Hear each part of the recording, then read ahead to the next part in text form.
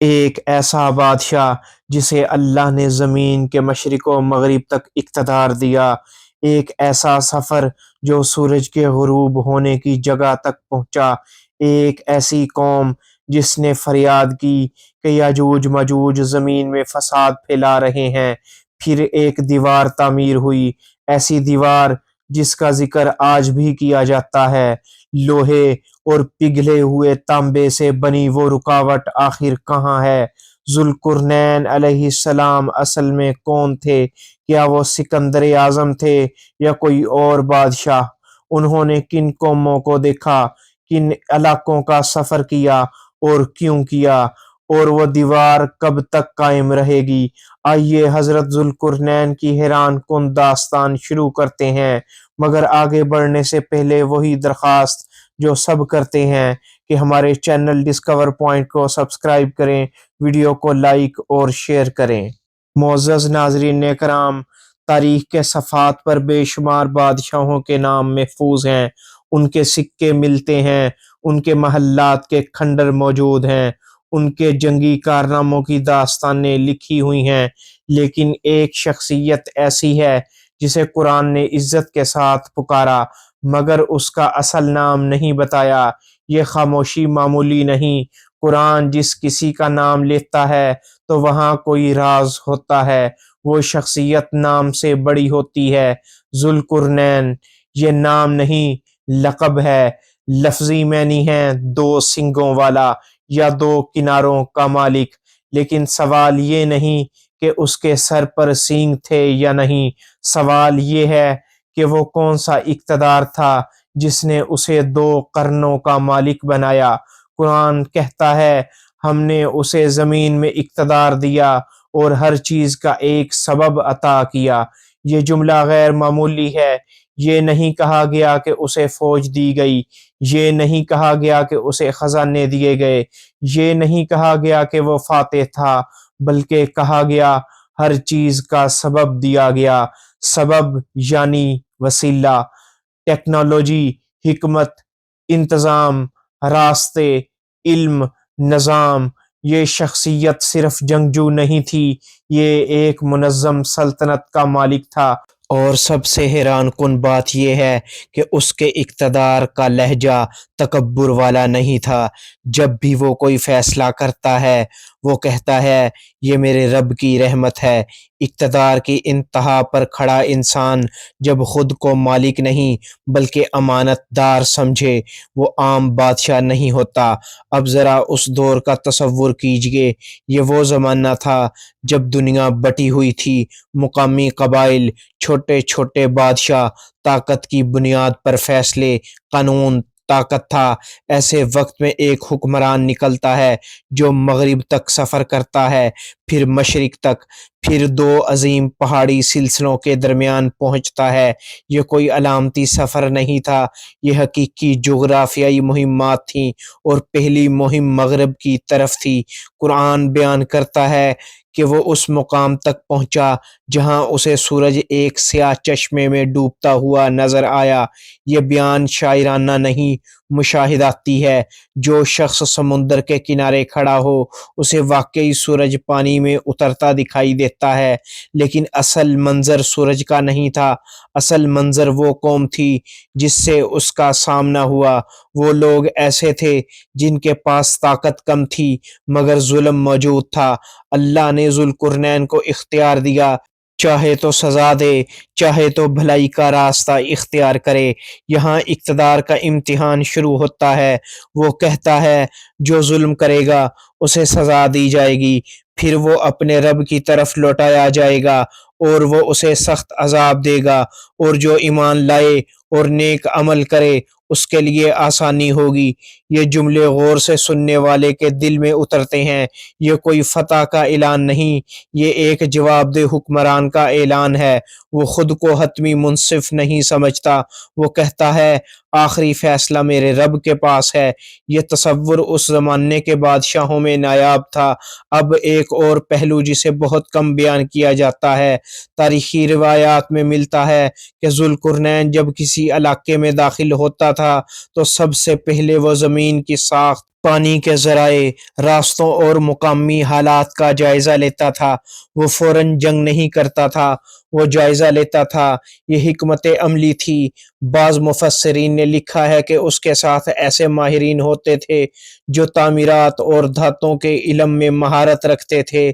یعنی اس کی سلطنت صرف فوجی طاقت پر قائم نہیں تھی، وہ انجینئرنگ اور منصوبہ بندی سے بھی آشنا تھا۔ یہی وجہ ہے کہ بعد میں جب وہ دیوار بنائے گا تو وہ محض پتھروں کا ڈھیر نہیں ہوگی، بلکہ لوہے اور پگھلے ہوئے تانبے کی مضبوط ساخت ہوگی۔ لیکن اس مقام تک پہنچنے میں ابھی وقت ہے۔ اب سب سے اہم سوال، قرآن نے اس کا نام کیوں نہیں بتایا؟ کیونکہ اصل سبق اس کی شناخت نہیں، اس کا کردار ہے۔ وہ جہاں بھی پہنچتا ہے وہ خود کو مالک نہیں سمجھتا، وہ ہر کامیابی کے بعد کہتا ہے یہ میرے رب کی رحمت ہے۔ یہ جملہ کسی عام فاتح کی زبان پر نہیں آتا۔ مغرب کی سرزمین پیچھے رہ چکی تھی، وہاں عدل قائم کر کے ذوالقرنین آگے بڑھ چکا تھا۔ یہ کوئی فاتح کی واپسی نہیں تھی، یہ ایک مسلسل سفر تھا۔ قرآن کہتا ہے پھر وہ ایک اور راستے کے پیچھے چل پڑا۔ یہ مختصر جملہ اپنے اندر ایک پورا منظر سموئے ہوئے ہے۔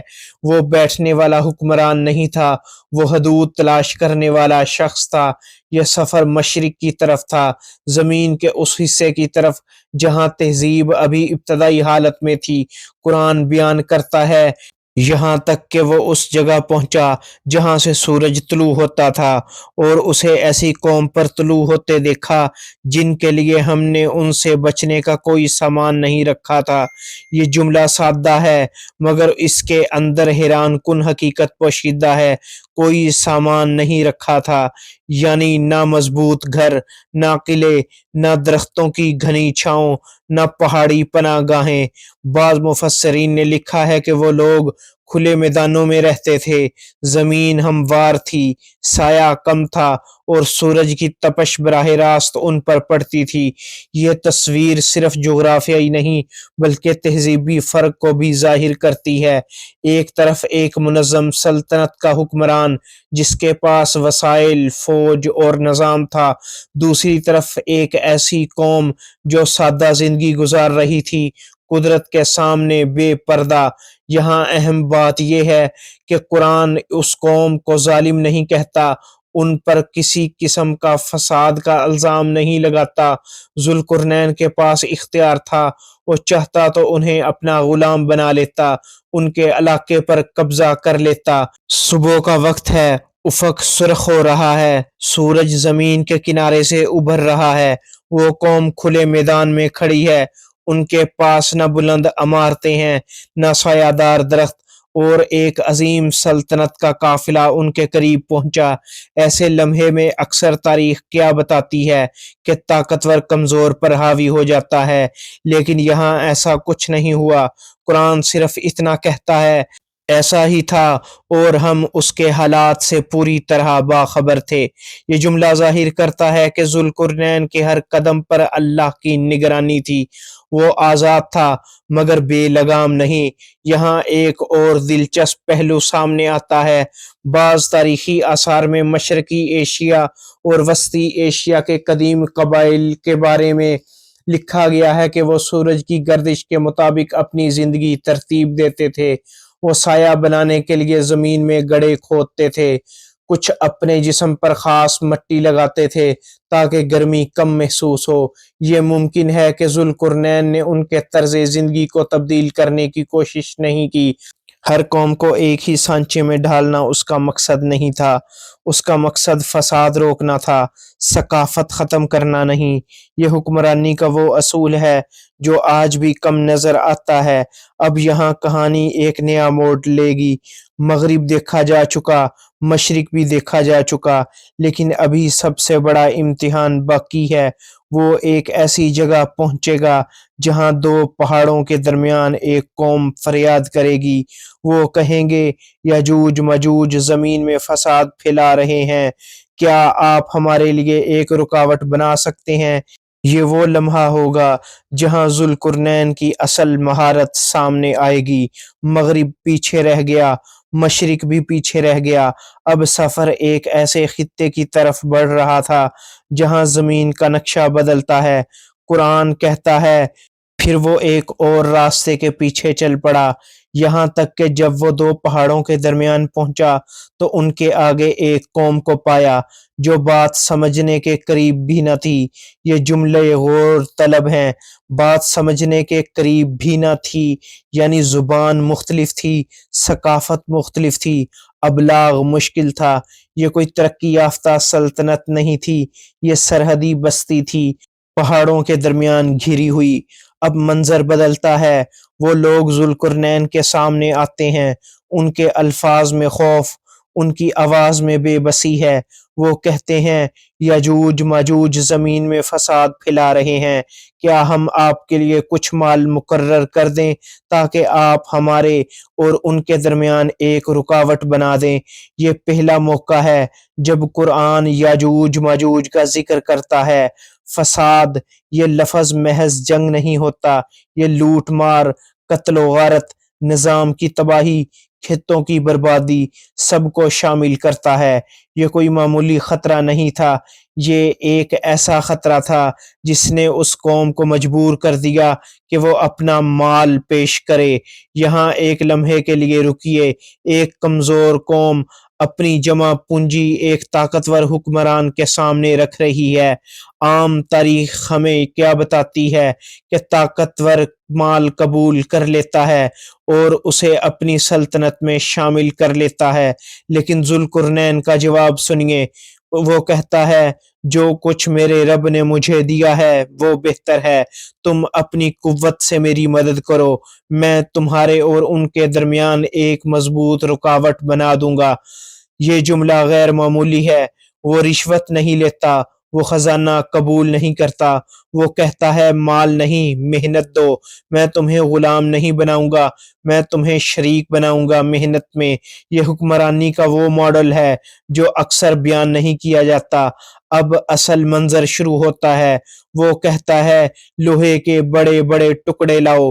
لوہا کیوں، پتھر بھی استعمال ہو سکتے تھے، مٹی بھی، لیکن قرآن خاص طور پر لوہے کا ذکر کرتا ہے۔ جب دیوار پہاڑوں کے برابر ہو گئی تو اس نے کہا آگ بھڑکاؤ۔ جب لوہا سرخ ہو گیا تو اس نے کہا پگھلا ہوا تانبا لاؤ تاکہ اس پر انڈیل دوں۔ یہ محض دیوار نہیں تھی، یہ دھاتوں کی تہ در تہ مضبوط ساخت تھی، لوہے کے بلاکس، ان کے درمیان حرارت، پھر پگھلا ہوا تانبا بطور سیلنگ میٹیریل۔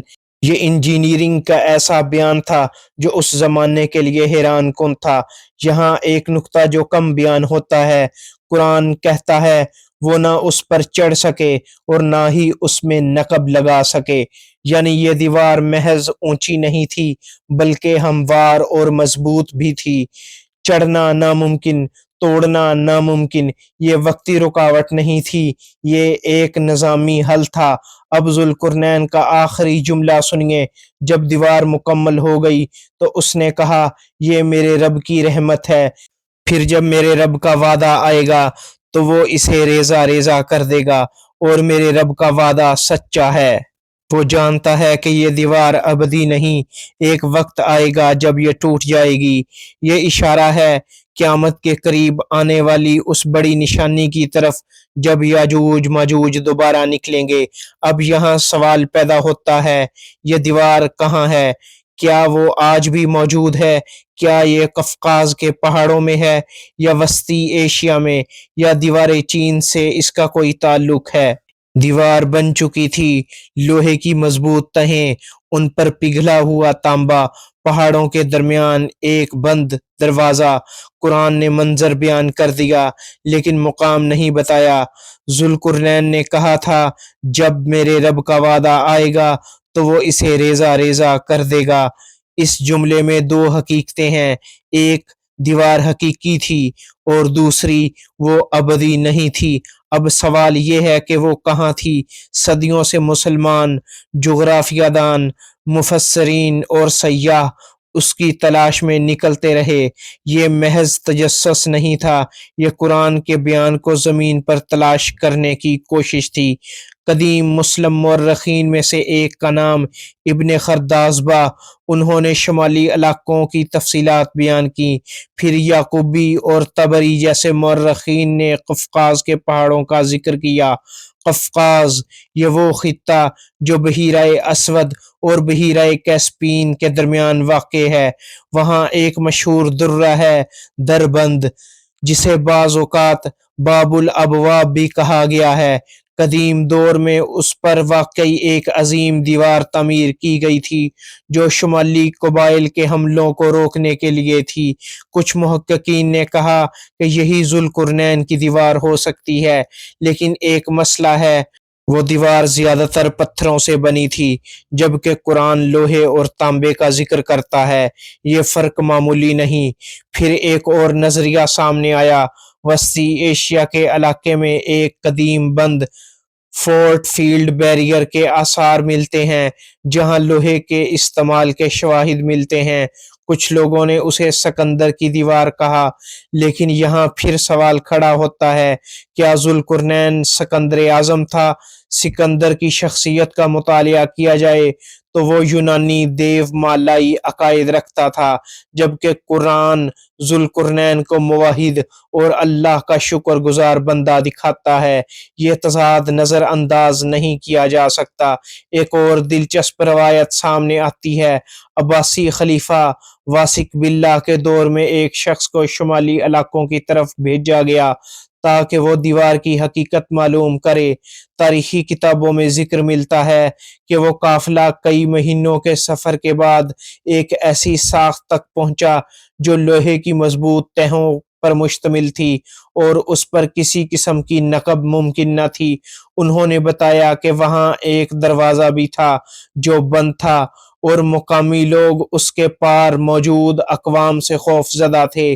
یہ روایت مکمل تفصیل کے ساتھ محفوظ نہیں، لیکن یہ ظاہر کرتی ہے کہ مسلمان اس دیوار کو محض علامت نہیں سمجھتے، وہ اسے حقیقی سمجھتے ہیں۔ اب یہاں ایک اور پہلو جس پر بہت کم بات ہوتی ہے، قرآن نے دیوار کا مقام نہیں بتایا۔ اگر اللہ چاہتا تو شہر کا نام، پہاڑ کا نام، درے کا نام بیان کر دیتا، لیکن ایسا نہیں کیا گیا، کیونکہ اصل پیغام مقام نہیں، فساد کو روکنے کی حکمت ہے۔ دیوار صرف پتھروں اور دھاتوں کا مجموعہ نہیں تھی، وہ ایک فلسفہ تھا۔ فساد کے سامنے مضبوط رکاوٹ، نہ صرف عسکری طاقت بلکہ منظم منصوبہ بندی۔ اب ایک گہرا سوال ہے، اگر دیوار موجود ہے تو یاجوج ماجوج کب نکلیں گے؟ قرآن کہتا ہے جب اللہ کا وعدہ آئے گا تو وہ دیوار ریزہ ریزہ ہو جائے گی۔ یہ قیامت کی بڑی نشانیوں میں سے ہے، یعنی یہ دیوار اس وقت تک باقی رہے گی جب تک وعدہ نہ آ جائے۔ یہ اشارہ ہے کہ وہ ابھی تک مکمل طور پر ختم نہیں ہوئی، لیکن اس کی درست جگہ آج بھی ایک معمہ ہے۔ دیوار کی تلاش نے ہمیں جغرافیہ تک پہنچا دیا۔ اب سوال شخصیت کی طرف پلٹتا ہے کہ ذوالقرنین کون تھے۔ یہ سوال صدیوں سے ذہنوں میں گردش کر رہا ہے، لیکن اس سوال کا جواب جتنا آسان سمجھا گیا اتنا ہے نہیں۔ قرآن نے ان کا نام نہیں بتایا، ان کا قبیلہ، ان کا زمانہ، ان کی قوم۔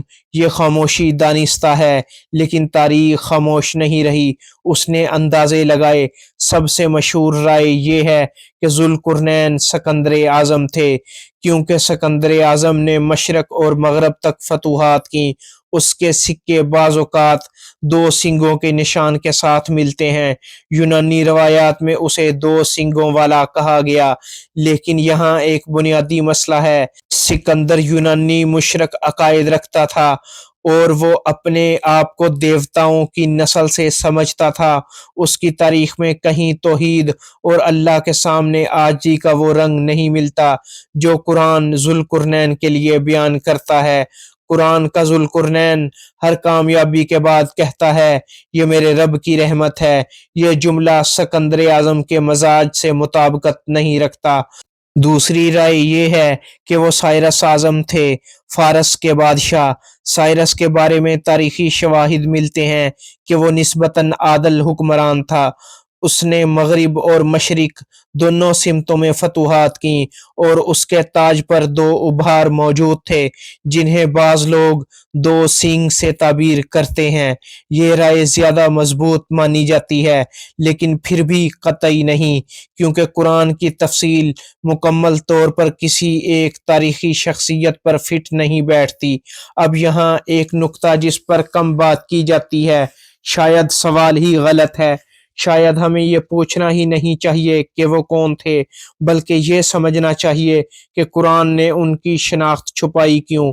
قرآن جب کسی نبی کا ذکر کرتا ہے تو اس کا نام واضح کرتا ہے، جب کسی فاسق یا ظالم کا ذکر کرتا ہے تو بھی اس کی پہچان واضح ہوتی ہے۔ لیکن یہاں ایک طاقتور حکمران ہے جس کا نام نہیں دیا گیا، کیونکہ قرآن شخصیت کو اس کے کارناموں کے ذریعے پہچانوانا چاہتا ہے، نام کے ذریعے نہیں۔ یہ پیغام ہے کہ اقتدار کا اصل معیار نام یا نسل نہیں، کردار ہے۔